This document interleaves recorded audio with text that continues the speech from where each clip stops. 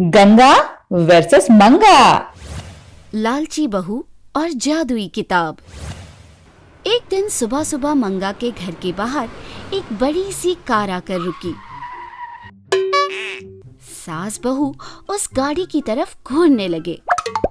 हाँ, हमारे घर कौन कार में आ गया? है, इतनी बड़ी कार, कहकर दोनों उस कार की ओर देखने लगे। उसमें से एक औरत महंगी साड़ी पहनकर, काले चश्मे पहनकर बड़ी स्टाइल से उतरी और उनके घर की ओर बढ़ी। मंगा ने उसे देखा, फिर आसमान की ओर देखा। बारिश के आसार नजर आए। बिना धूप के काला चश्मा लगाने वाली पागल जरूर मेरे घर के पागल लोगों के लिए ही आई होगी, उसने मन में सोचा। सुनो बहू, लगता है तुम्हारे गांव से कोई आया है। हाँ, इस बुढ़िया के तो खून में ही ताने भरे हुए हैं। कौन चाहिए? कमला, मैं तुम्हारी बचपन की सहेली कमला। इतनी जल्दी भूल गई तुम मुझे? चश्मा निकालकर उस औरत ने कहा। कमला, तू कितनी बदल गई है। पहले तो उलझे हुए बाल और चलती नाक होती थी, अब ये महंगी गाड़ी, ड्राइवर और ये महंगी साड़ी। लॉटरी लगी है क्या तेरी? कहकर उसने अपने दोस्त को अपने पास खींचा। सासू माँ, ये मेरी बचपन की सहेली है। बचपन में तो एकदम झल्ली थी, अब देखो क्या हो गया है इसे। अच्छा, वैसे आज कैसे आना हुआ बेटी? वो क्या है ना, मेरी शादी तय हो गई है तो कार्ड देने के लिए आई हूँ। और वैसे भी अब मैं वो झल्ली नहीं रही। मेरी कार देखी है, इम्पोर्टेड है, दुबई से मंगवाई है मेरे होने वाले पति ने। ड्राइवर भी रखा है। हमारे गांव में मैं और मेरे पति ही सबसे अमीर हैं। अच्छा सुन, तूने कार खरीदी कि नहीं? ओहो, मैं ही पागल हूँ। अगर कार ले लेती तो इस घर में क्यों रहती? एनीवे, हाँ, तू फिक्र मत कर, मैं अपनी कार भेजूंगी तो उसमें आराम से एसी में आना और पेट भरकर खाकर जाना, ठीक है? कहकर वह अपनी शादी का कार्ड देकर चल पड़ती है। ड्राइवर उसके लिए दरवाजा खोलता है और उसके बैठने के बाद दरवाजा बंद भी करता है। बचपन में तो एक फूटी कौड़ी नहीं होती थी इसके पास, और अब देखो कैसे उड़ रही है। कुछ भी करके इस बड़ी गाड़ी में उसकी शादी में जाना ही होगा, तभी उसकी अकल ठिकाने आएगी, ऐसा गंगा सोचती है। तभी बारिश शुरू होती है और मंगा का पति रवि घर आता है। ओ घरवाली, जरा मेरा छतरी तो लाना। बहू, जरा वो छतरी अपने ससुर को तो देना। सुनते ही गंगा अंदर जाती है और धूल भरी छतरी को 2 बार जमीन पे मारती है। छतरी इतनी पुरानी थी कि टूट गई। बहुत देर से बहू के ना आने पर मंगा अंदर जाती है। अरे, ये क्या कर दिया तूने? ये तुम्हारे ससुर के परदादा की थी। अगर उन्हें पता चला कि तूने उसे तोड़ दिया है तो वो नहीं छोड़ेंगे। अब क्या करें? चल, तू बिना आवाज के मेरे साथ चल। कहकर वह अपनी पुरानी पेटी से एक किताब और कलम निकालती है। ये क्या, छतरी चाहिए थी और किताब और कलम निकाल रही हैं, ऐसा सोचती है। तभी आंगन से, ओ मंगा, छतरी ला रही है कि नहीं? हाँ, जरा रुकिए, आ रही हूँ, कहकर जल्दी से उस किताब से एक छतरी बनाती है। और छतरी सच में बन भी जाती है, बिल्कुल असली की तरह। उसे लेकर मंगा ने बहू को दिया और कहा, जा, इसे ले जा और अपने ससुर को जल्दी से दे दे, जा। उस छतरी को देखकर गंगा को एक आइडिया आता है। दूसरे दिन पलंग पर लेटी हुई सास के पैर दबाते हुए वह कहती है, अब सुनिए सासू माँ, मुझे कुछ चाहिए। क्या चाहिए?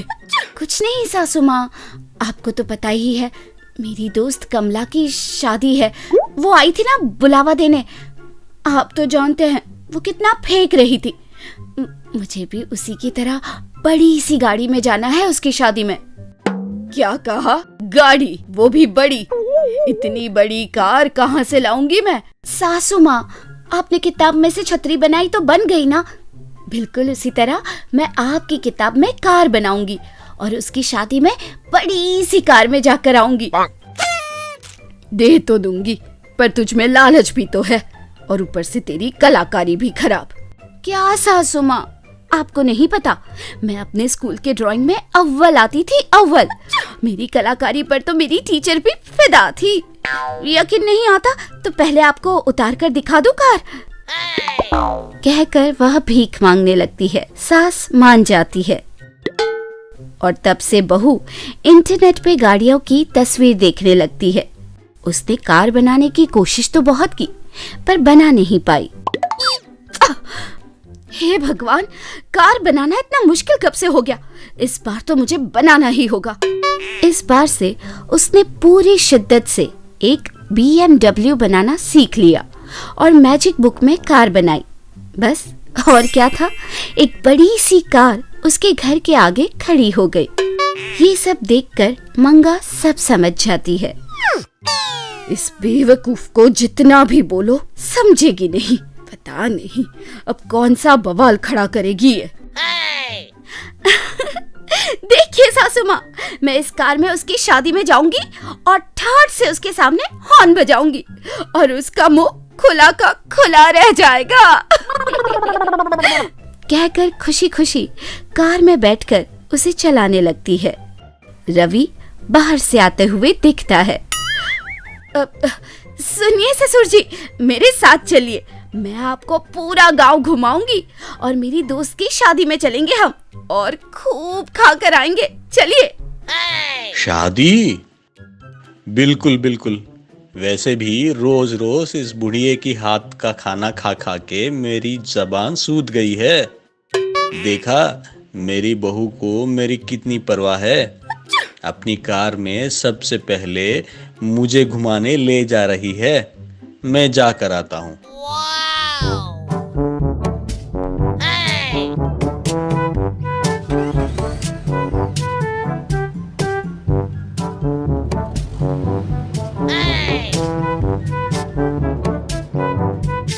अब ससुर जी, एसी चलाओ।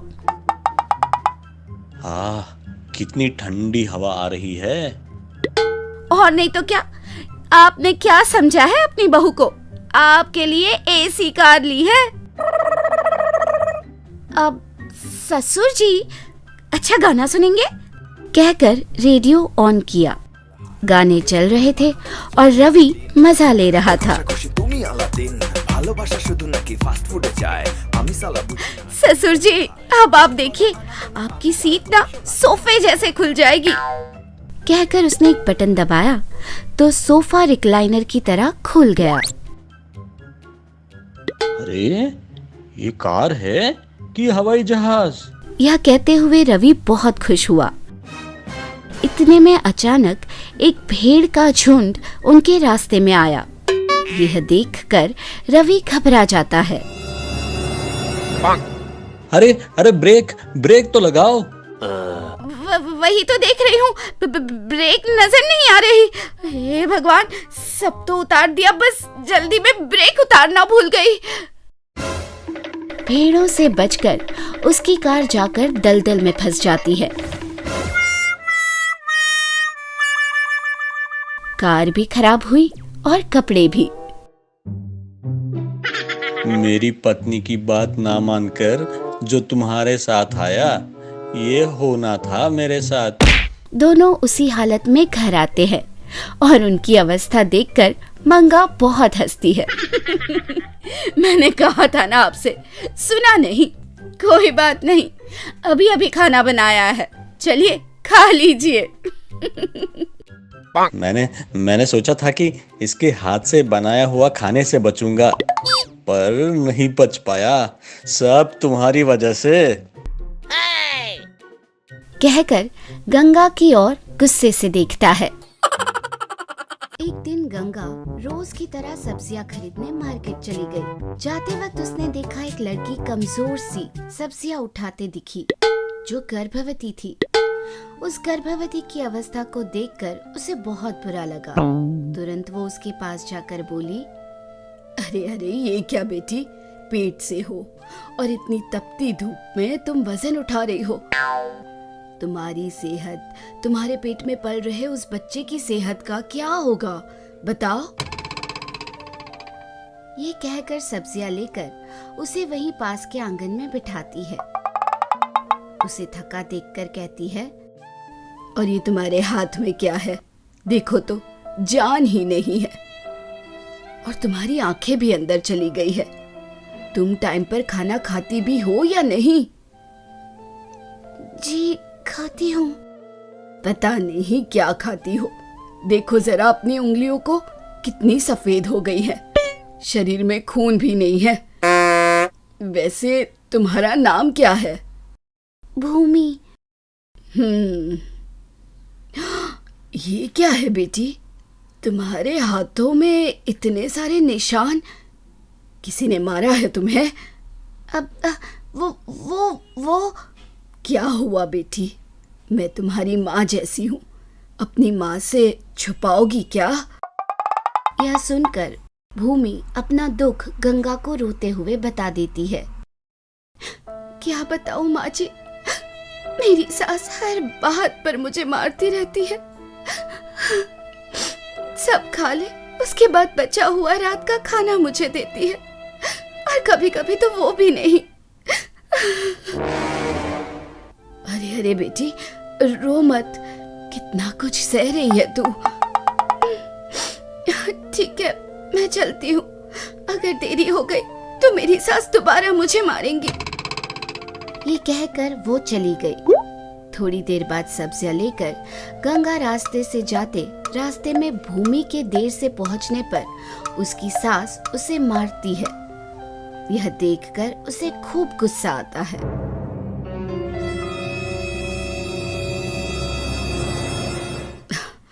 ये इंसान है कि जानवर, एक गर्भवती लड़की होने के बाद भी उसे ऐसे पीट रही है। इसे तो सबक सिखाना ही होगा। भूमि को पीटने के बाद भूमि की सास भूमि से कहती है, अजी सुन, मेरे वापस आने तक सारे बर्तन धुल कर हो जाने चाहिए, सारे कपड़े भी धुल जाने चाहिए, वरना वो बेल्ट दिख रही है ना। कहकर आराम से पंखे के नीचे बैठकर टीवी देखती है। भूमि कुछ तो कर नहीं सकती, वो बर्तन मांजने लगती है। तब गंगा वहां पहुंच जाती है और भूमि को देखकर कहती है, अरे अरे, ये सब क्या है बेटी, तुम पेट से हो और इतना सब कुछ कर रही हो, तुम उठो, ये सब मैं देख लूंगी। नहीं नहीं माँ जी, आप क्यों तकलीफ करती हैं? अरे ऐसे क्यों कह रही हो, मेरी बेटी होती तो क्या मैं ये सब नहीं करती।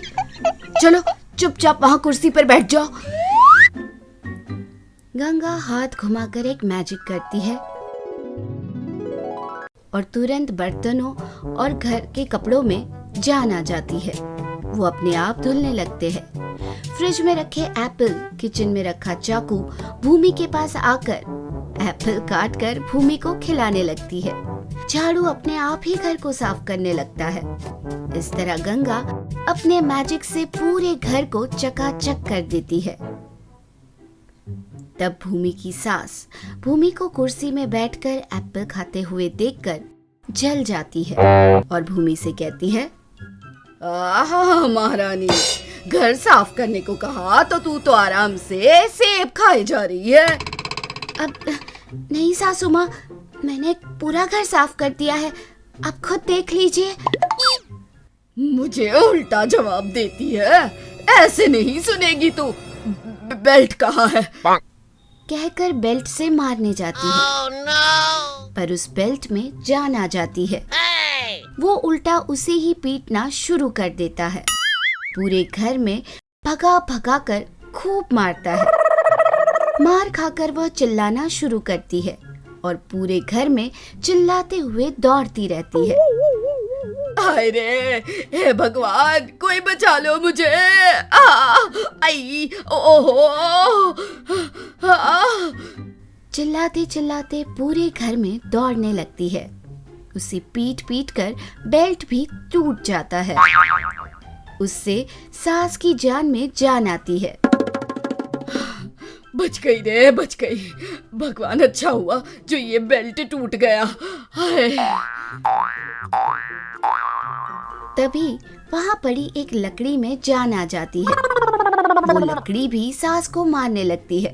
वो फिर से डर के मारे भागना शुरू करती है। इससे तो अच्छा वो बेल्ट ही था, वो तो सिर्फ मार रहा था। आए, ओह, ये तो हड्डियां भी तोड़ रही है।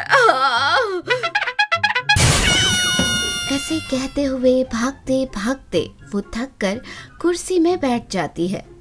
तब उस कुर्सी में भी जान आ जाती है। वो उसे हवा में उठाकर नीचे फेंक देती है। उसके बाद लकड़ी और कुर्सी दोनों मिलकर उसे पीटने लगते हैं। दौड़ दौड़ कर सास थक जाती है। प्यास लगने पर पानी पीने के लिए ग्लास उठाती है। ग्लास में भी जान आ जाती है और वो सास के मुंह पर पानी मारती है। तब वो रोने लगती है। अरे भगवान, ये क्या हो रहा है, ये क्या हो रहा है? इसे देखकर भूमि सास को पानी देती है। तब गंगा उससे कहती है, क्या हुआ रंगम्बा? थोड़ी देर की मारपीट से ही तुम इतनी सहम गई। तो सोचो, बेचारी वो लड़की दिन रात इस घर में मेहनत करती है, उस बच्ची को कैसा लगता होगा। अब मुझे समझ आ गया, मुझे माफ कर दो। अब से मैं अपनी बहू को प्यार से रखूंगी, उसकी देखभाल करूंगी। हाँ, तुम नहीं करोगी तो ये सब तुम्हारी देखभाल जरूर करेंगे।